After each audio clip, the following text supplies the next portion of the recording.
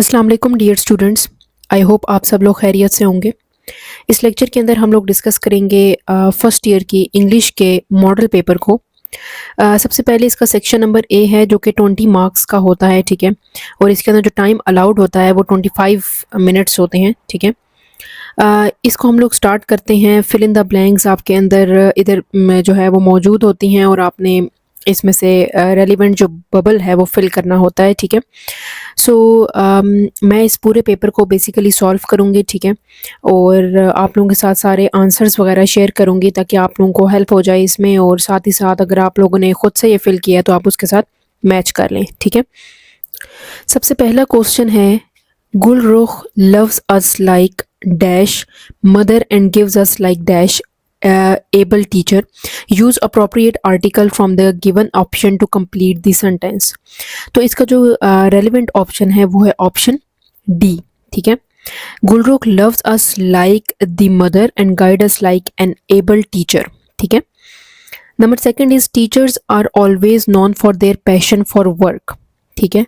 The underlined word in the sentence is a or an. passion का जो word है वो हमेशा है abstract noun.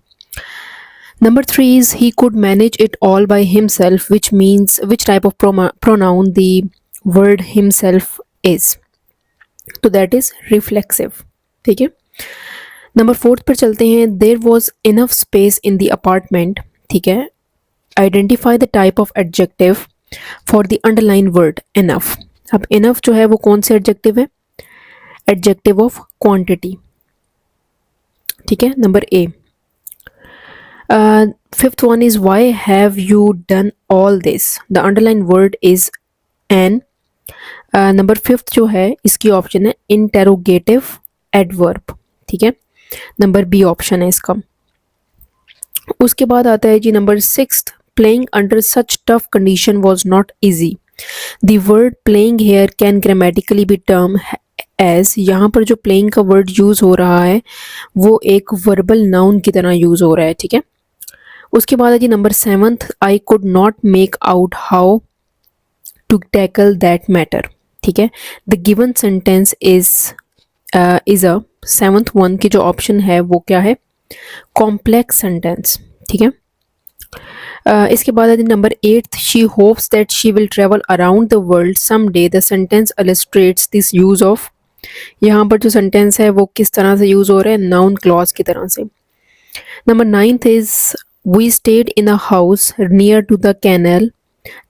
The underlined part of the sentence is number 9th का जो है वो है adjective phrase. उसके बाद आता है जी नंबर 10th है जी laws were quickly passed so that the child abuse could be checked, ठीक है। the underlined part of the sentence जो है so that the child abuse could be checked वो क्या है? adverbial clause. Number 11th is the resolution or the final outcome of the dramatic complication in a literary work is called. Number 11 तो क्या कहते हैं? Denouement, ठीक है। उसके बाद नंबर 12th है I was so hungry I could have eaten a horse. The given sentence exemplify. Number 12th क्या है? Hyperbola, ठीक है। Number 13th is the fair breeze blew the white foam flew. This poetic words illustrates the best use of. Number 13 क्या है?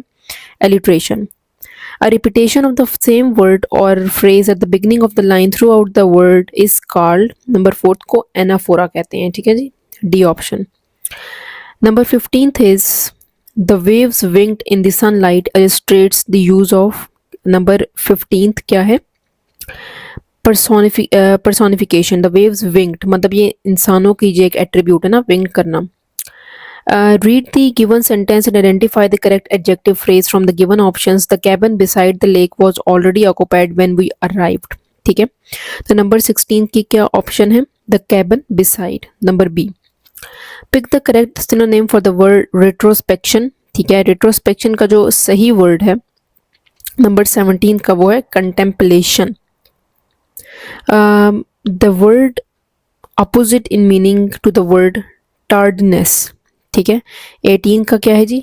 punctuality. Choose the option which with correct spelling. अब जो इसके अंदर करेक्ट स्पेलिंग है entrepreneur के वो क्या है? Number B, entrepreneur.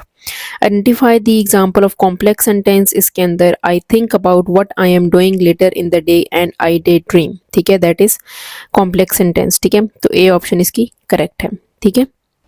सो हमने सेक्शन नंबर ए को कंप्लीट जो है वो देख लिया है।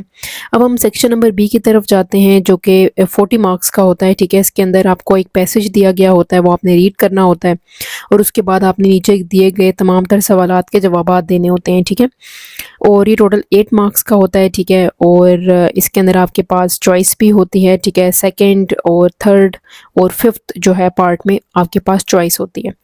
इसको पूरा आपने रीड करना होता है। टोटल 8 मार्क्स का ये जो है about writing the summary question जो है वो total summary writing is compulsory carrying 8 marks, ठीक है, while rest of the question carry 4 marks, ठीक है।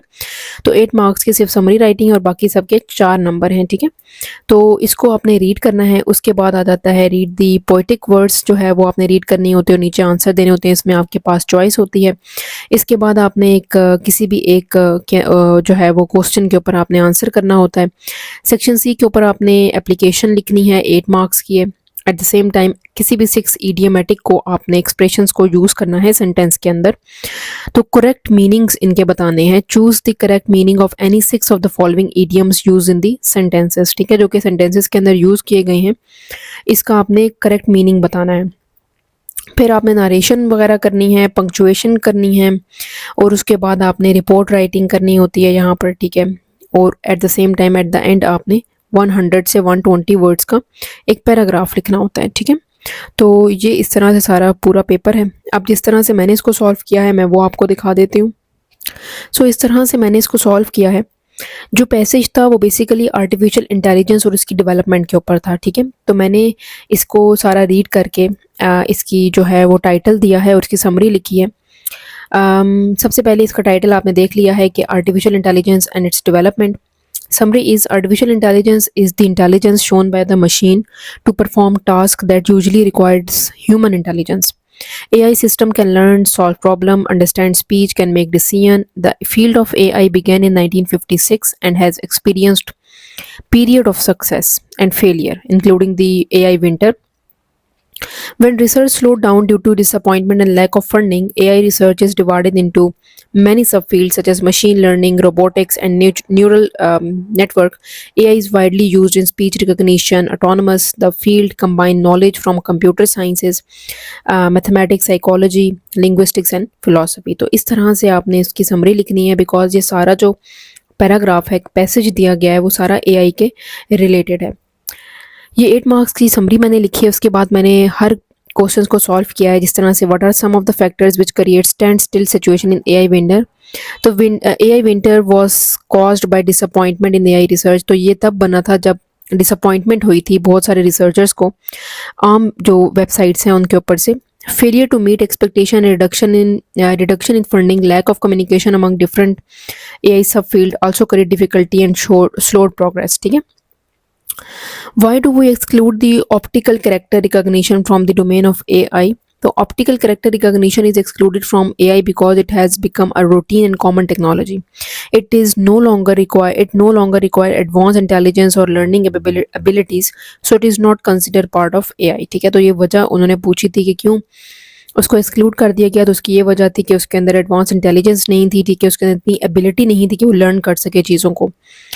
What are some of the traditional problems and goals of AI research? The traditional goals of AI research include reasoning, planning, learning, knowledge representation, natural learning procedure, perception, and the ability to move and manipulate objects.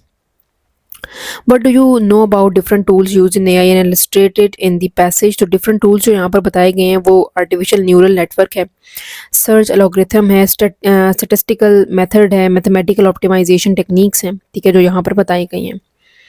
Given the contextual meaning of any 4 of the word highlighted underline in the passage, to perceive understand होता है, colloquial, informal, mimics, copy और recognition identification होता है। ये words उन्होंने अंदर दिए गए हैं, उसको आपने meaning बताने हैं। Can AI be programmed to have moral and values, or do you think that they are exclusively human trait? ठीक है, ये क्या आप समझते हैं कि जो AI है उसके अंदर मॉरल वैल्यूज़ हो सकते हैं या ये एक्सक्लूसिवली इंसानों की सिर्फ एक सिफ्त है? तो AI जो है can be program to follow ethical rules and guideline. but true morals and values are mainly human qualities because they are based on emotion, conscience, and personal experiences. AI can imitate ethical behavior, but it cannot truly feel emotions like human. ठीक है, तो ये तो simple सी है कि AI जो है इंसानों की तरह से बिहेव या सोच नहीं सकता, थोड़ा बहुत फील कर सकता है, कंप्लीटली नहीं कर सकता, ना इमिटेट ज़रूर कर सकता है बिहेवियर को, लेकिन फील नहीं कर सकता। मैंने ये पैसेज लिया है पोएटिक जो है इसके अंदर एक्सट्रैक्ट, ठीक है, और इसके अंदर आई saw you toss the kite on high and blow the bird about the sky and all around I heard you pass like ladies skirts around across the grass. ठीक है, तो इसके कुछ क्वेश्चंस हैं नीचे मेंशन है, उसको आपने जवाब देना है। In what context does the poet use the expression I saw you toss the kites on high? The poet used this expression to describe the powerful movement of the wind which makes the kite fly high in the sky. How has the poet compared the grass and the skirt of a lady? The poet compares the movement of grass in the wind to flowing skirt of lady moving gracefully. ठीक है, illustrate with an example a poetic device used in the given stanza. तो यहाँ पर personification use हुई है, जैसे कि ओ wind that sings so loud. ठीक है, तो wind को एक human quality दी गई है। फिर आता है जी इसकी ही बी पार्ट, नंबर 3 क्वेश्चन का B part. Answer any one of the following part of the question. How is conflict the most important element of a play to make it an interesting piece of writing for the reader? Elaborate. तो conflict जो है वो किसी भी play का बहुत ही important part होता है, क्योंकि वो एक टेंशन क्रिएट कर रहा होता है। उसमें आपको किसी भी करेक्टर की एक्साइटमेंट, इंटरेस्ट के बारे में पता चलता है। वो रियल एक पर्सनैलिटी जो होती है करेक्टर की वो बताता है। कॉन्फ्लिक्ट जो होता है वो इंडिविजुअल सोसाइटी के दरमियान भी हो सकता है, उसकी नेचर फितरत के बारे में भी हो सकता है। ठीक है, अगर कोई कन्फ्लिक्ट नहीं होगा तो प्ले जो होगा वो काफ़ी मोनोटोनस हो जाएगा या अनइंटरेस्टिंग हो जाएगा। ठीक है, तो ऑडियंस तभी इमोशनली इन्वॉल्व होगी और फील कर सकेगी जब कोई ना कोई कन्फ्लिक्ट होगा। कन्फ्लिक्ट जो होता है वो कोई ना कोई कन्वे करता है थीम, सेंट्रल आइडिया। ठीक है, तो इस तरह से आपने इसको सॉल्व करना है। नेक्स्ट हमारे पास सेक्शन नंबर सी है कि आपने जॉब एप्लीकेशन जो है वो लिखनी है इंग्लिश टीचर के लिए। तो principal ABC college Islamabad application for the post of English teacher. With due respect I wish to apply for the post of English teacher. Advertise in the newspaper. I have passed my intermediate examination with excellent marks and I am currently pursuing higher studies in English literature. I have a good communication skills and experience in teaching students at academy level. I can teach grammar, composition and literature effectively. ठीक है, तो इस तरह से आपने इसको complete application जो है वो लिखनी है। नेक्स्ट 5A जो है वो बेसिकली आपको दिए गए थे idioms, उसके आपने मीनिंग लिखने हैं। Burning the mid oil, working till late night, bite the bullet, to face a difficult situation, beat around the bush, to talk irrelevantly, over the moon, extremely happy. ठीक है, in the dark, unaware, call it a day, to stop working, ये सब meaning थे इसके। अब उन्होंने कहा change the narration of the following passage. तो हमने नरेशन मैंने इसकी चेंज करके दिखाई है यहीं पर ही, मतलब ओरिजिनल पैसेज नहीं लिखा, इसको चेंज किया है। ठीक है, the traveller asked Saleem respectfully if he could help him as he was in trouble. He said that he was trying to get to the railway station. However, he had been walking around for an hour and could not find it. He further said that if he did not get there soon, he would miss the train and would have to stay overnight. He asked if he know the way. तो ये basically इस तरह से आपने इसको लिखना है।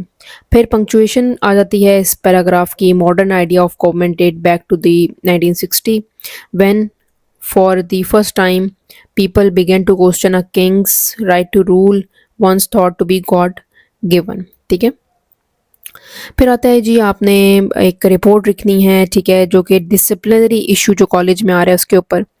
तो इस तरह आपने रिपोर्ट लिखनी है टू फ्रॉम सब्जेक्ट, और it is submitted that several disciplinary issue have recently been observe in the college.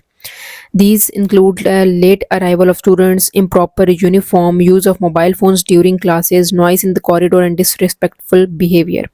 The main causes of indiscipline are lack of parental supervision, social media, distraction, ठीक है। इस तरह से आपने इसके रीजंस देने हैं, ठीक है, और आपने एंड पे बताना है कि किसको किस तरह से आप इम्प्रूव कर सकते हो कि कोऑपरेशन हो बिटवीन टीचर और अवेयरनेस दी जाए, पेरेंट्स को भी टीचर को कहा जाए कि भाई वो स्ट्रिक्टनेस करे थोड़ा, ठीक है, और इसके ऊपर कोई ना कोई स्ट्रिक्ट एक्शन लिए जाएं। इन कंक्लूजन में आपने बताना है कि तब एक हेल्दी अगर एकेडमिक एनवायरनमेंट होगी तो ही स्टूडेंट्स जो हैं वो एक्सेल कर पाएंगे और मेंटेन कर सकेंगे एक प्रॉपर पीसफुल इन्वायरमेंट, ठीक है। इस तरह से आपने इसको एंड करना है। फिर लास्ट क्वेश्चन आता है जी, क्वेश्चन नंबर 7। आपने पैराग्राफ लिखना था, तो मैंने इसमें से ऑप्शन होती है, मैंने सेकंड वाले के ऊपर लिखा the person I admire the most. तो इसके ऊपर मैंने अपनी वर्डिंग में लिखा है, ठीक है, कि आप किसी भी इंसान को इसमें ले सकते हो जिसको आप बहुत एडमायर करते हो। The person I admire the most is my mother. She is kind, hardworking, and caring. She always supports me in difficult times and encourages me to work hard in my studies. She manages household responsibilities with patience and dedication. Her honesty and simplicity inspire me greatly. She teaches me good manners and the importance of respect and discipline. Whenever I feel disappointed, she motivates me with her wise advice. I admire her sacrifice for the family and loving nature. I hope to become a responsible and successful person like her in the future. तो 105 words का ये लिखा है, 100 से 120 words के दरमियान आपने इसको लिखना है। ये एक पैराग्राफ आपने टोटल लिखना है, ठीक है।